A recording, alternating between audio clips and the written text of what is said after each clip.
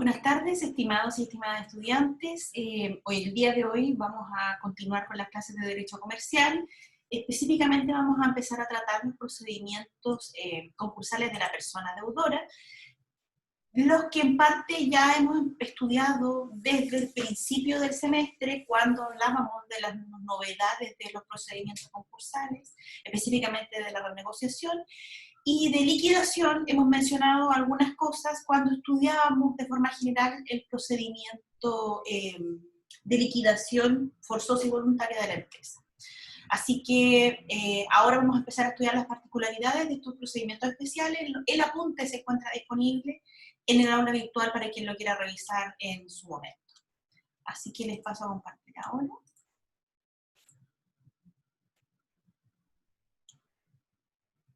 Creo que lo están viendo. Como les decía, vamos a estudiar entonces estos procedimientos concursales de la persona deudora.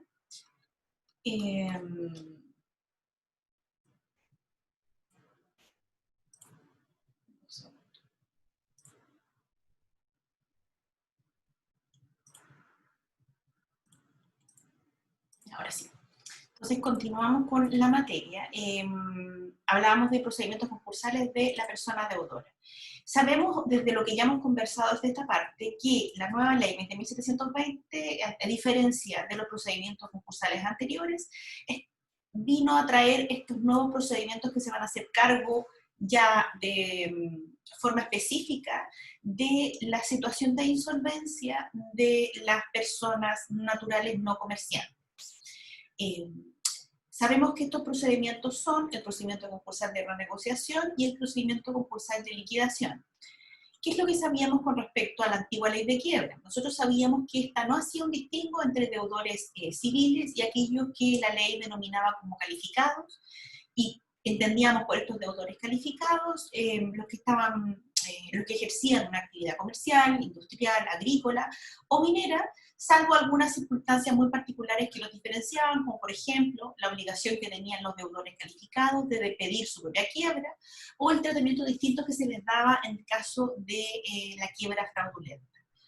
En cambio, la actual ley concursal destina un capítulo entero especial para que la persona deudora pueda negociar con sus acreedores el pasivo, el pago de sus obligaciones, en un procedimiento diferente ante una autoridad administrativa, de la cual nosotros hemos hablado bastante durante el semestre, que es la Superintendencia de Insolvencia y Reemprendimiento. Asimismo, se establece un procedimiento de liquidación ordenada de sus bienes en caso de que no exista un acuerdo. Recordemos que por persona deudora, y esto es algo que también ya hemos revisado, pero lo estamos recordando, se entiende a toda persona natural no comprendida en la definición de empresa deudora y las personas naturales contribuyentes que establece el artículo 42, número 1 de la ley del impuesto a la renta. Esto es aquellos trabajadores que obtienen renta en razón del trabajo dependiente. Esto se encuentra ya regulado en el artículo 2, número 25, el artículo 2, que nosotros sabemos que se refiere a estas definiciones de carácter esencial de los procedimientos concursales. La ley regula, y es algo que también nosotros hemos conversado, dos tipos de procedimientos de forma general: el procedimiento concursal de renegociación, que se lleva adelante ante la superintendencia, y el procedimiento concursal de liquidación. Respecto a este primer gran procedimiento concursal de la persona natural, que es el procedimiento concursal de la renegociación, se dice que en nuestro país 1 de cada 4 trabajadores gasta más de lo que recibe. Esto se va a ver agravado aún más con la situación actual económica en que se encuentra el mundo, no solamente nuestro país, por la recesión que se espera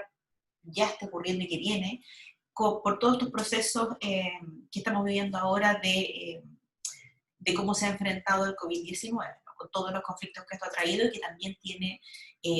ciertos problemas y consecuencias de carácter económico. A ello también nosotros conversamos en clases anteriores. Uno no solamente puede responsabilizar de esto a los consumidores, sino también a la sobreoferta y a la posibilidad de fácil acceso al crédito y lo que se llama la responsabilidad financiera de nuestras instituciones financieras, que también están dentro de este gran tema que es el sobreendeudamiento del deudor consumidor, que también hemos conversado, que algunos de ustedes tuvieron como un tema a desarrollar en su primer trabajo evaluativo.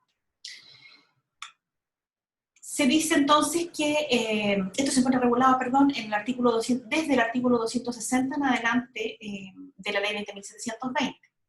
Este procedimiento de renegociación es aplicable solo a la persona deudora que para efectos de ese capítulo se entiende o lo va a denominar indistintamente como deudor o deudora. La persona deudora podrá someterse a este procedimiento concursal de renegociación si reúne ciertos requisitos que establece la ley. Estos son que se tuviere dos o más obligaciones vencidas por más de 90 días corridos, actualmente exigibles provenientes de obligaciones diversas, cuyo monto sea superior a 80 unidades de fomento, siempre y que no haya sido notificada una demanda que solicite el inicio de un procedimiento concursal de liquidación o de cualquier otro juicio ejecutivo iniciado en su contra que no sea de origen laboral. Estos requisitos, este ABC que nosotros acabamos de revisar, ha recibido una crítica por parte de la doctrina en el aspecto que cierra, el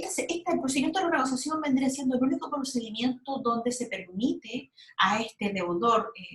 consumidor, a este deudor no empresario, enfrentarse con sus acreedores y tratar de llegar a un acuerdo, pero a la vez limita demasiado su aplicación en cuanto solo podrá ser aplicable a quienes ya encuentren o tengan dos o más obligaciones vencidas, y a la vez que no haya sido notificado de una demanda que solicite el inicio de un procedimiento concursal de liquidación o de cualquier otro juicio ejecutivo. Si yo sumo el A y el C,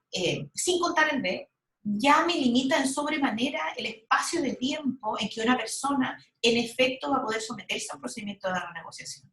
¿Por qué digo esto?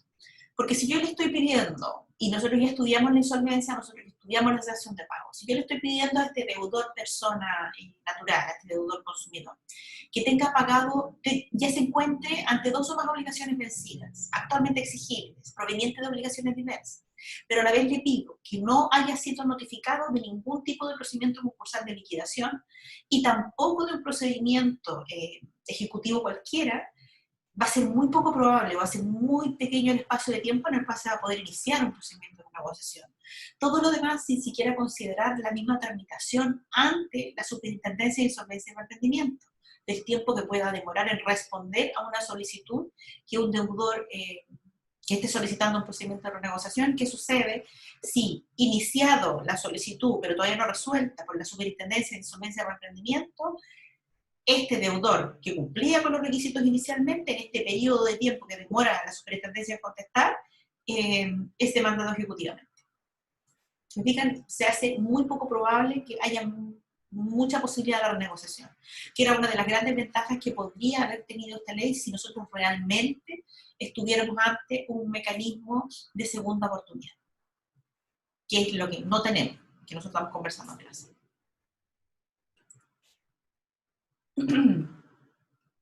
El inicio del procedimiento. El inicio del procedimiento de renegociación se encuentra regulado en el artículo 261 de la ley y este procedimiento concursal de renegociación se inicia por la misma persona deudora y solo por la persona deudora, no podría ser iniciado con un tercero a su nombre, ante la superintendencia a través de la presentación de una solicitud cuyo formato va a estar disponible en el sitio web y también en las dependencias de la oficina de la superintendencia. Esta referida solicitud debe presentarse acompañando una serie de documentos. Si ustedes quieren conocer esta solicitud de renegociación, digo el formato, ustedes pueden entrar a la página de la Superintendencia de Insolvencia y Reemprendimiento y van a ver cómo pueden incluso bajar un PDF para conocer de qué forma uno puede presentar este procedimiento concursal de renegociación, que me parece sería una buena experiencia para que vayan conociendo de qué se trata el procedimiento. ¿Qué es lo que deben acompañar para iniciar este procedimiento a través de esta plataforma web o en su defecto, y si no nos encontráramos en cuarentena como estamos, podrían entregar las mismas dependencias de la superintendencia que tiene oficinas en Iquique, que también era una diferencia con la forma en que nosotros tratamos o trabajamos cuando estamos ante la superintendencia de quiebra. Como ustedes ya saben, este procedimiento, igual se los vuelvo a mencionar, no requiere de la asistencia de un abogado y a fin de proteger a la persona deudora, la superintendencia o la persona que trabaja para la superintendencia actúa como mediadora de acuerdos entre los acreedores y esta persona deudora. ¿Qué es lo que se requiere? Requiere que se acompañe para el inicio de este procedimiento en este formulario que yo les mencionaba, La declaración jurada es una lista de obligaciones del deudor, estas se encuentren vencidas o no, sean o no actualmente exigibles, y de todos sus acreedores con indicación del monto adeudado a cada uno de estos acreedores o su saldo, en caso que no se deba toda la deuda, según corresponda, expresando el nombre, domicilio, teléfono, correo electrónico del acreedor y su representante legal. En su caso, y si lo conociere, y cualquier otro dato de contacto de cada uno de ellos. Deberá también acompañar declaración jurada con la singularización de todos los ingresos que percibe por cualquier causa, sean estos fijos o esporádicos, acompañando al efecto los antecedentes que lo acrediten. Deberá además acompañar declaración jurada con el listado completo de sus bienes, con indicación de aquellos que la ley declare inembargables, y esto en virtud de lo regulado por el artículo 1618 del Código Civil y 445 del Código de Procedimiento Civil, y de los gravámenes y prohibiciones que les afecten.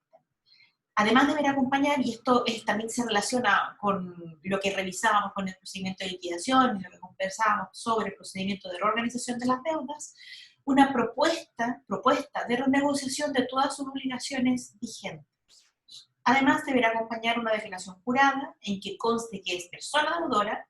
o que habiéndose iniciado actividades comerciales no haya prestado servicios por dichas actividades durante 24 meses anteriores a la presentación de esa referida solicitud. Y por último, a esta solicitud de renegociación debe acompañar una declaración jurada en que conste que no se le ha notificado de la demanda de liquidación o de cualquier otro juicio ejecutivo iniciado en su contra que no sea de origen laboral.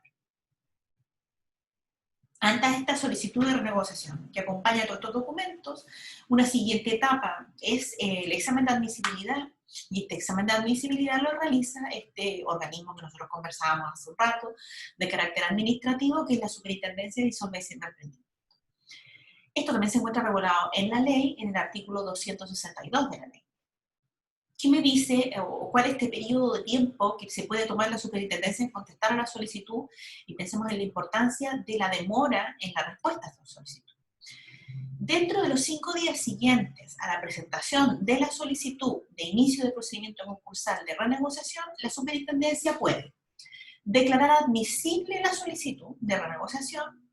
puede ordenar a la persona deudora que rectifique sus antecedentes o entregue información adicional, en cuyo caso deberá a la persona deudora subsanar los defectos y proporcionar los antecedentes complementarios que le sean solicitados, según corresponda, en el plazo que la misma superintendencia fije, contado desde la referida resolución. Si así no lo hiciere, la solicitud se declarará inadmisible. Por último, deberá declarar inadmisible la solicitud por resolución fundada. Esta es otra posibilidad que tiene la superintendencia. La declaración de inadmisibilidad solo podrá fundarse en la improcedencia de la solicitud de inicio de procedimiento concursal de renegociación por incumplimiento de los requisitos establecidos en el artículo 261, que estudiamos con anterioridad, y por haber transcurrido los plazos en el número 2 sin que el peticionario hubiera subsanado los defectos o inconsistencias advertidos por la superintendencia. Es decir, la superintendencia puede declarar admisible la solicitud solo ante la entrega de la solicitud presentada por esta persona deudora con los antecedentes acompañados con todas las declaraciones juradas, puede ordenar a la persona deudora que rectifique antecedentes o acompañe en el caso de que haya alguna declaración que le falte, alguna declaración que esté incompleta, etcétera, y para ello entrega un plazo especial, y también, como una última posibilidad, puede declarar inadmisible cuando no se cumple con los requisitos del artículo 261, por ejemplo, que no nos encontremos ante 2 o más obligaciones vencidas y actualmente exigibles, y que no nos encontremos, o que justo haya sucedido lo que yo les mencionaba, que estas obligaciones vencidas y actualmente exigibles contra esta persona deudora, algún acreedor o acreedora ha iniciado un procedimiento de cobro de carácter ejecutivo o algún juicio de liquidación en contra de esta persona deudora. Todos los cuales afectarían entonces la procedencia de este procedimiento concursal de renegociación. Con la conversación que teníamos al principio de la clase de la imposibilidad o finalmente cómo yo voy acotando las posibilidades de poder aplicar este procedimiento, con la importancia que tiene o en lo que se conversaba al principio, cuando hablábamos de esta ley 20.720, como un gran beneficio, la creación de estos procedimientos concursales para la persona deudora. Entonces nosotros nos preguntamos si existen, pero al encontrarse tan limitados, ¿cuán efectivos pueden ser? Y cuán necesarios son, y cuán necesarios se van a volver con la situación de pandemia mundial en la que nos encontramos y la situación en que todos estos procesos productivos no se están llevando a cabo tan efectivamente, mucha gente está perdiendo su trabajo, y incluso acá en Iquique ahora una minera ya mencionó que va a bajar la planta importante de trabajadores. Todo esto va a generar una crisis que va a ser necesario, todos estos procedimientos, y va a ser necesario que ustedes quizá conozcan de estos procedimientos y puedan asesorar a quien así lo necesite. ¿Qué me sucede cuando hablamos ya, como siguiente paso, la resolución de admisibilidad? Una vez que la superintendencia considera que esta solicitud particular, esta solicitud de renegociar las deudas, es admisible, va a dictar la resolución de admisibilidad y esto se encuentra regulado en el artículo 263 de la ley. Por lo que siempre recomiendo cuando estén estudiando derecho concursal, que estudien del apunte, que vean los videos y que tengan la ley a mano, porque muchas cosas están expresamente reguladas en la misma ley, tampoco una ley tan extensa. La resolución de la superintendencia que declara admisible la solicitud de inicio del procedimiento concursal de renegociación va a contener ciertas menciones que son de carácter esencial. Uno, el nombre y número de cédula de identidad de la persona deudora, como en general todo procedimiento a fin de poder identificar correctamente a la persona deudora. El listado inicial de los acreedores informados por la persona deudora con indicación de los montos adeudados, por concepto de capital, intereses y sus preferencias, y recordemos que en la solicitud inicial que presenta la persona deudora de renegociar sus deudas, debe acompañar por lo menos a sus tres principales acreedores con los montos adeudados, sea en el monto total o con el saldo que todavía debe. Lo que me va a ayudar con esta mención que debe tener esta resolución de admisibilidad. Y a ello debo incorporar además esta indicación de los montos adeudados por concepto de capital e intereses, porque recordemos que la deuda capital, más todos aquellos intereses que se hayan generado por el retraso en el pago, ¿no? Y las provisiones que lo afecten, así como las preferencias, si nos encontramos en el caso de estos tres grandes acreedores, con algún crédito de carácter preferente. Así como también debe contener esta resolución de admisibilidad el listado de bienes de la persona deudora, informados por ella, con expresa mención de aquellos que son inembargables, y los gravámenes y prohibiciones que los afecten, si los hubiere, individualizando a los beneficiarios de estos últimos. Es también otra obligación que tiene el deudor en su solicitud de renegociación, es establecer estos listados de bienes disponibles que tiene la persona deudora para poder hacer frente a este procedimiento de renegociación. Es decir, yo estoy buscando llegar a un acuerdo con mis acreedores, tengo por una parte el pasivo, que en parte, porque todavía no está determinado, lo vamos a determinar en las audiencias que vienen más adelante, cuánto en efecto yo como persona deudora debo, pero a la vez debo incorporar o indicar con qué pretendo pagar estas deudas que yo tengo actualmente, o con qué puedo llegar a responder para hacer atractiva esta negociación a los acreedores. Cuando presente esta lista de bienes, también va a tener que incorporar o indicar cuáles de aquellos bienes son inembargables, si es que tienes algún bien que esté sujeto a algún gravamen, alguna prohibición, debe indicarlo también, y debe individualizar, en el caso de existir gravámenes y prohibiciones, los beneficiarios de estos últimos. La comunicación a los acreedores y terceros del inicio del procedimiento concursal de renegociación y de la fecha de celebración de la audiencia de determinación del pasivo se realiza a través de la plataforma virtual El Boletín Concursal, y esta audiencia no se celebrará sino antes ni después de 30 días contados desde la publicación en el Boletín Concursal. En la punta dice comercial, es concursal. Esta resolución y los antecedentes referidos en el artículo 261 se publicarán en este boletín concursal. Los acreedores individualizados en este listado, en el número 2, se tendrán legalmente notificados en virtud de esta notificación y de esta publicación, sin perjuicio de que se le envíe copia de esta referida resolución por correo electrónico. Escuchen todo esto, porque todo esto son reglas diversas y distintas a cómo operan todas otras formas de notificación en los procedimientos que ustedes ya han estudiado, que se diferencian de este procedimiento concursal. Por eso es que se lo reitero para que lo revisen y no tengan atención. Si esto hubiera sido mencionado entre en los correos electrónicos me refiero, cuando el deudor presentó su solicitud de renegociación de las deudas ante la Superintendencia de Insolvencia en Emprendimiento. ¿Cuáles son los efectos de esta resolución de admisibilidad? Esto también se encuentra regulado en la ley, en el artículo 264, que me indica que desde la resolución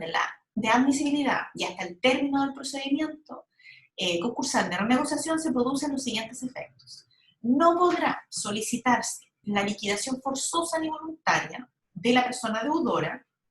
ni iniciarse en su contra juicios ejecutivos o ejecuciones de cualquier clase o restituciones en juicios de arrendamiento durante el término que va desde la publicación de la resolución administrativa dictada por la superintendencia hasta el término del procedimiento.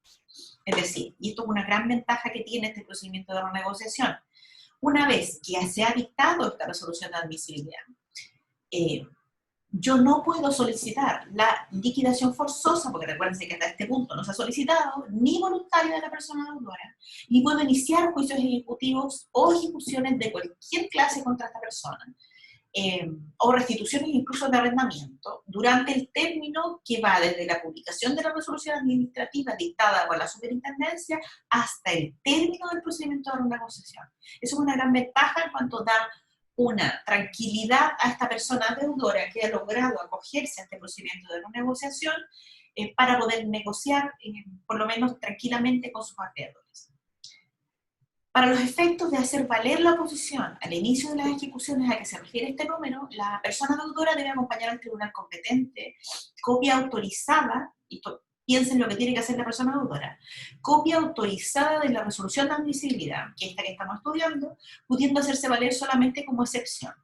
Para ello, la persona deudora podrá comparecer personalmente sin el patrocinio de un abogado. Es decir, pensemos que la persona deudora inicia un procedimiento, hace una solicitud de renegociación de sus deudas ante la Superintendencia de Insolvencia y Emprendimiento. A los 5 días se dicta la resolución de admisibilidad, pensemos que se hace sin mayores problemas y sin objeciones, por lo que desde ese momento yo puedo presentar esta resolución de admisibilidad, procedimiento de renegociación, a cualquier juicio ejecutivo o a cualquier procedimiento de carácter concursal que se quiera llevar en mi contra por vía de excepción. Pensemos que yo inicié este procedimiento y a la vez uno de mis principales acreedores, pensemos que al día siguiente de haberse dictado esta resolución de admisibilidad, presenta un juicio ejecutivo en mi contra para el cobro de un título ejecutivo que actualmente existe. Yo, como persona deudora, porque la ley incluso me da la posibilidad que no deba ser acompañada por un abogado o patrocinada por un abogado, puedo concurrir ante el tribunal que me ha notificado de esta acción ejecutiva y presentar la excepción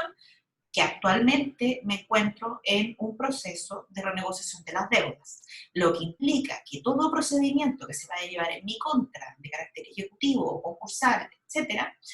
debe ser suspendido hasta el término de este procedimiento de renegociación de las deudas. Esto es una ventaja significativa para la persona deudora en los procedimientos concursales en cuanto le da esta tranquilidad para poder conversar o negociar con sus acreedores. Más tranquilo.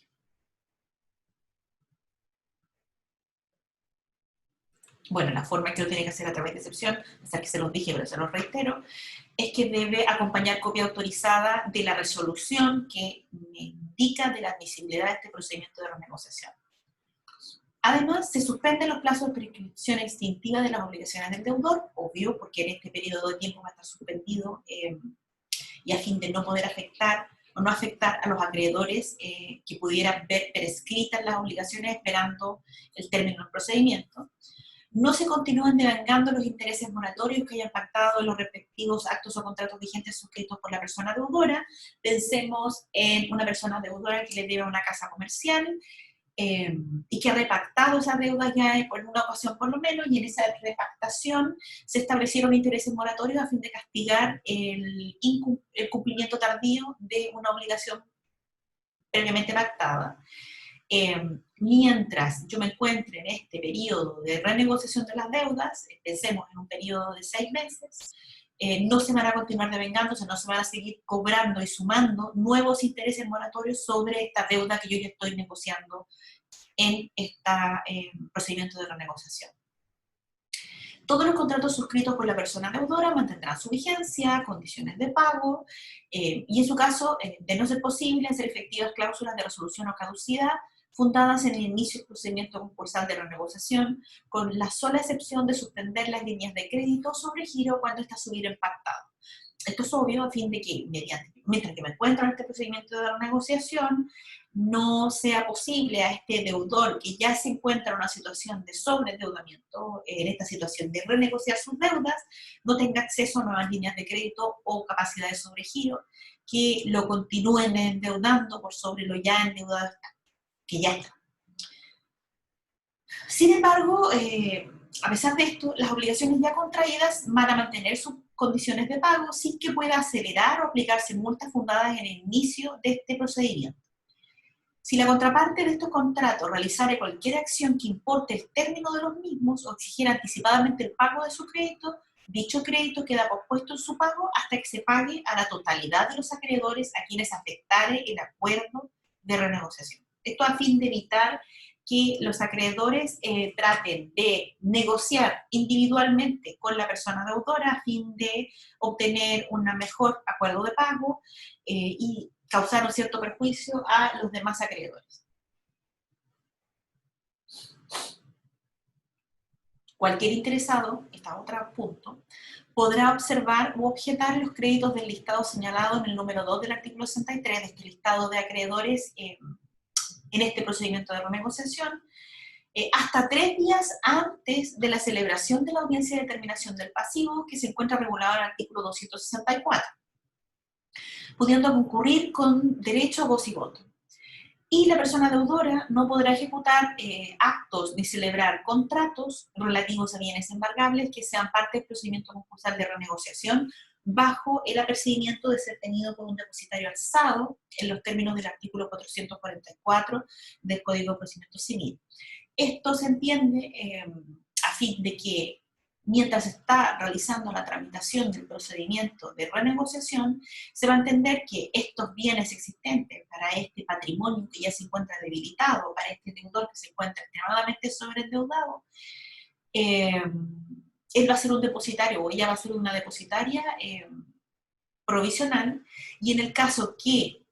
llegara de alguna forma a celebrar o ejecutar actos relativos a estos bienes que se encuentran bajo este apercibimiento, se le va a tener como depositario alzado y va a tener las sanciones que se establecen en el Código de Procedimiento Civil. Los efectos señalados en este artículo entonces se extinguirán con la publicación en el boletín concursal del acta que contiene el acuerdo de renegociación o el acuerdo de ejecución en su caso. El acuerdo de renegociación es cuando efectivamente el deudor ha logrado renegociar las deudas con sus acreedores y se establece alguna forma o vía de pago en un plazo establecido a todos sus acreedores. Y el acuerdo de ejecución concurre cuando, habiéndose sometido a este procedimiento de renegociación, el acreedor no alcanza a llegar a un acuerdo, el deudor no puede llegar a un acuerdo con sus acreedores, o ha incumplido el acuerdo de renegociación previamente pactado, en cuyo caso uno pasa derechamente al acuerdo de ejecución. ¿Cuáles son las audiencias que nosotros podemos encontrar en este procedimiento concursal de renegociación?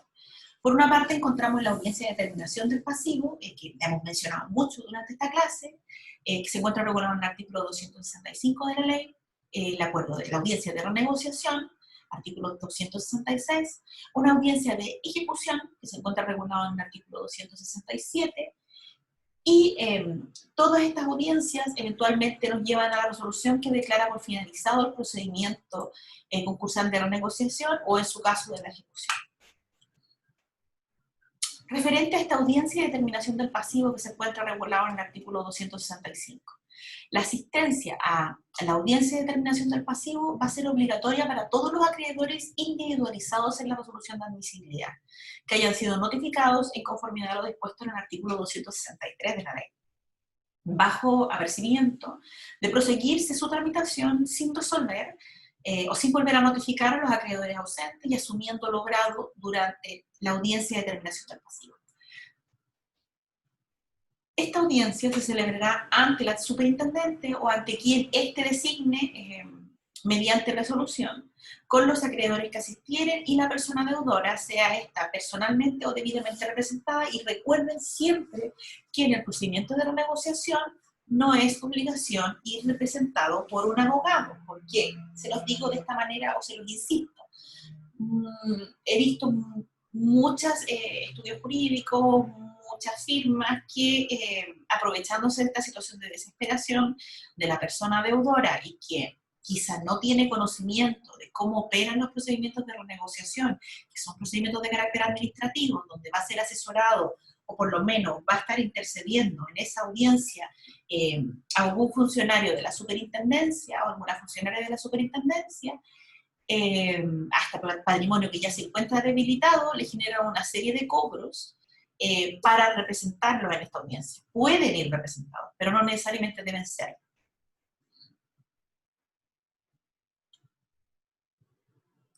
La asistencia a esta audiencia de determinación del pasivo, entonces, yo les mencionaba, es obligatoria para todos los acreedores individualizados en la resolución de admisibilidad que hayan sido notificados en virtud del artículo 263 de la ley. Recuerden que son a través de boletín concursal y, en su caso, si es que el deudor lo ha proporcionado, a través de cuenta de correo electrónico, bajo apercibimiento de proseguirse su tramitación sin volver a notificar a los acreedores ausentes y asumiendo lo obrado hasta esa parte en esta misma audiencia de determinación del pasivo.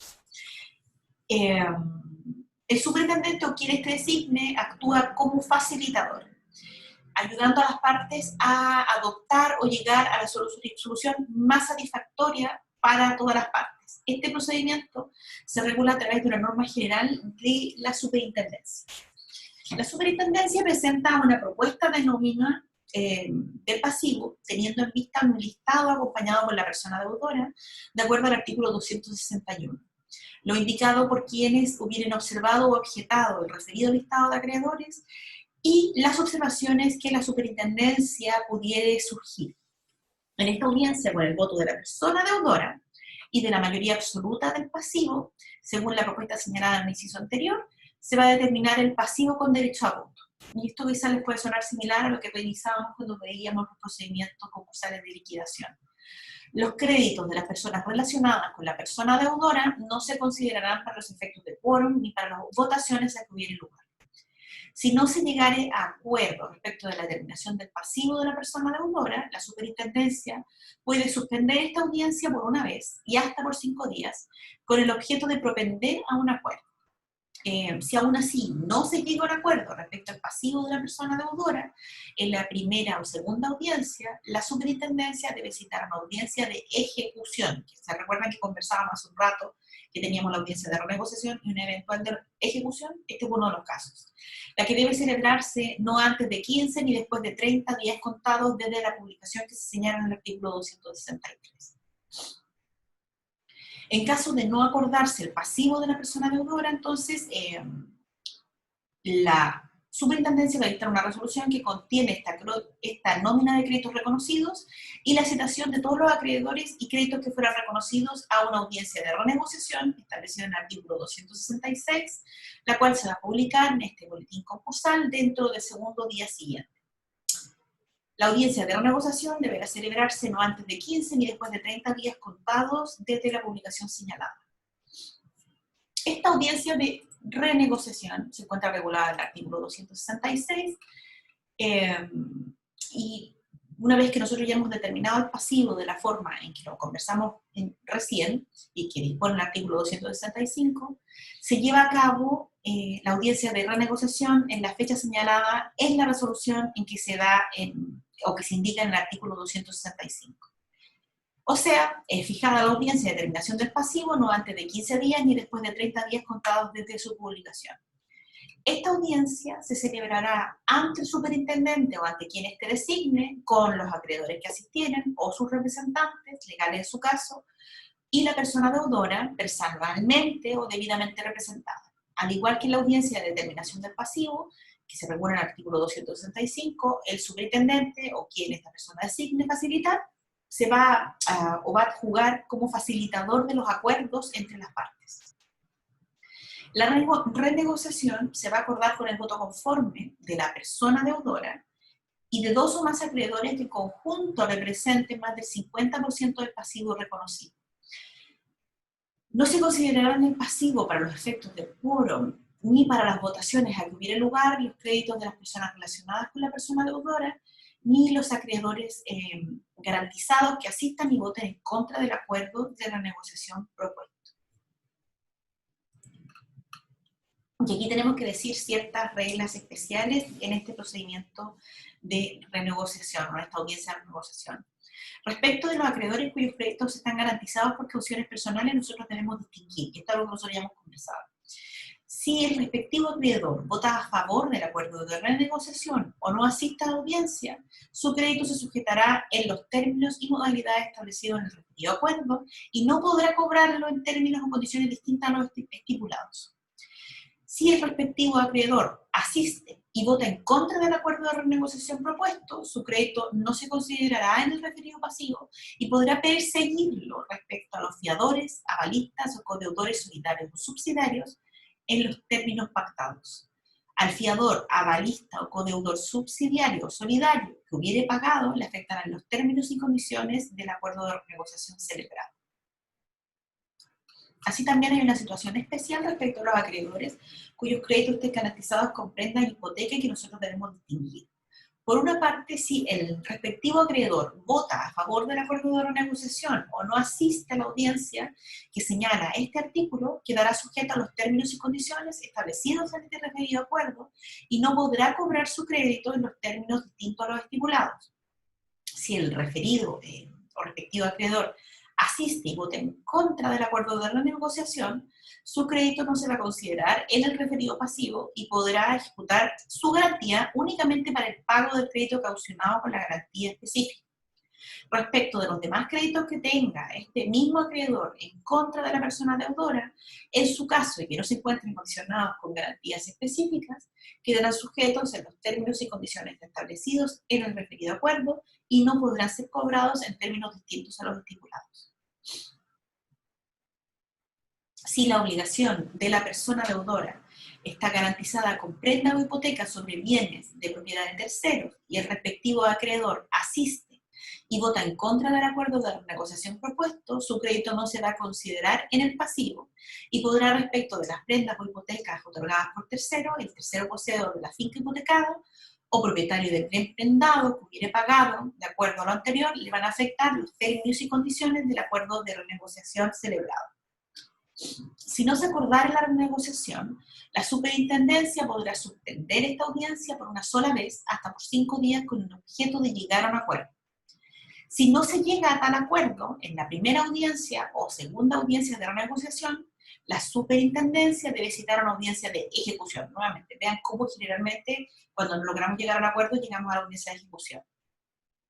La que deberá celebrarse no antes de 15 ni después de 30 días contados desde la publicación en el boletín concursal con la citación señalada. Acordada la renegociación, la superintendencia dictará una resolución que contendrá el acta con el acuerdo de renegociación suscrito por la persona deudora, los acreedores presentes, el superintendente o quien éste haya designado, Porque en la superintendencia hizo ese reprendimiento, la primer superintendenta fue mujer. El acto con el acuerdo de renegociación que se levante en la señalada audiencia se publicará en el boletín concursal dentro de los 2 días siguientes. El acuerdo de renegociación va a afectar únicamente a los acreedores que figuren en la nómina de créditos reconocidos, de acuerdo a lo señalado en el artículo 265. Hayan o no concurrido a la audiencia de renegociación, como lo hemos conversado hasta esta parte.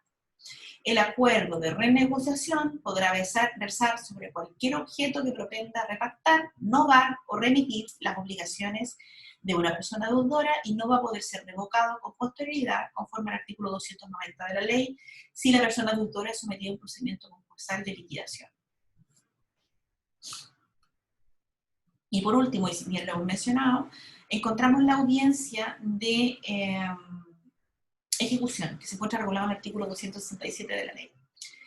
Si no se logra llegar a un acuerdo respecto del pasivo de la persona deudora o respecto de la renegociación de sus obligaciones, conforme a los artículos anteriores que hemos revisado hasta esta parte, la superintendencia va a citar a los acreedores a una audiencia de ejecución.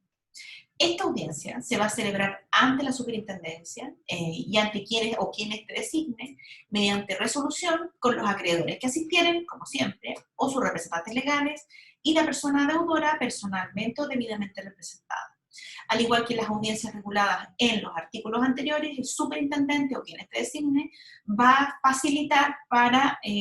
propender a que se llegue a un acuerdo entre las partes. En dicha audiencia, la superintendencia presenta una propuesta de realización del activo del deudor. La persona deudora y dos o más acreedores que representan a lo menos un 50% del pasivo reconocido con derecho a voto, o el 50% del pasivo que consta en la propuesta de la superintendencia a la que se refiere el inciso tercero del artículo 265, van a acordar la forma o fórmula de realización del activo del deudor. No se consideran para los efectos de quórum ni para las votaciones a que hubiera lugar los créditos de las personas relacionadas con la persona deudora. Siempre podrán formularse en vías alternativas de realización de los bienes de la persona deudora, las que serán sometidas al mismo quórum de aprobación anterior, y el acuerdo de ejecución contendrá la forma en que serán realizados los bienes de la persona deudora y el pago a los acreedores señalados en dicho acuerdo. Es la forma establecida en el libro cuarto del Código Civil de la Relación de Créditos. Si no se llegara a un acuerdo, la superintendencia va a remitir los antecedentes al tribunal competente de domicilio del deudor, el cual va a dictar la correspondiente resolución de liquidación. Esta sería la forma en la que podríamos salir de este procedimiento de carácter administrativo y llegar a una instancia de carácter judicial, y esto cuando no haya acuerdo. Si el acuerdo de ejecución designara a un liquidador, este deberá formar parte de la nómina de liquidadores, que nosotros ya hemos revisado esta parte, y sus honorarios van a ascender a 30 unidades de fomento de acuerdo a lo establecido por la ley. Vencido el plazo señalado en el acuerdo para la realización de los bienes, el liquidador, si los hubiere, procederá al reparto de fondos en virtud del título, o de acuerdo a lo establecido en el título quinto del capítulo cuarto de la ley. Toda objeción o incidencia en relación a la gestión de este liquidador, en este reparto de fondos, deberá interponerse por los acreedores ante la superintendencia, la que va a resolver administrativamente y en una única instancia y sin existencia de recurso.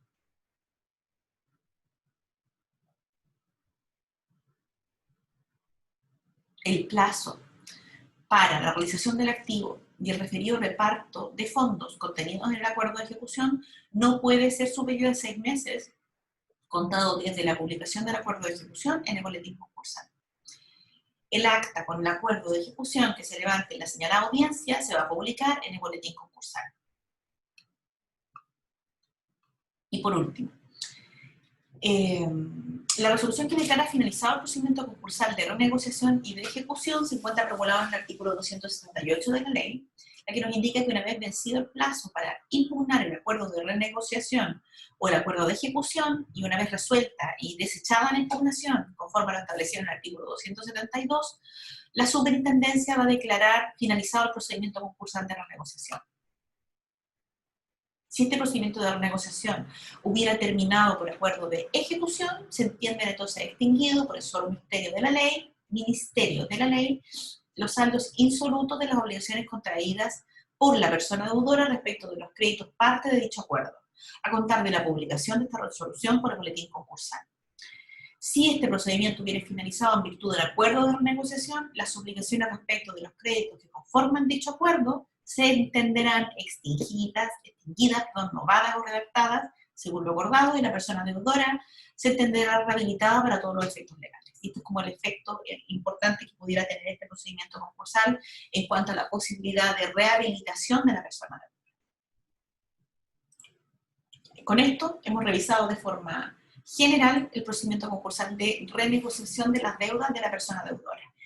Para la clase del lunes vamos a revisar el procedimiento concursal de liquidación voluntaria de la persona deudora. Les recomiendo, si que les es posible o cuando lo hagan, ¿no?, ver este video, también teniendo en mente el apunte que ya tienen disponible en el aula virtual.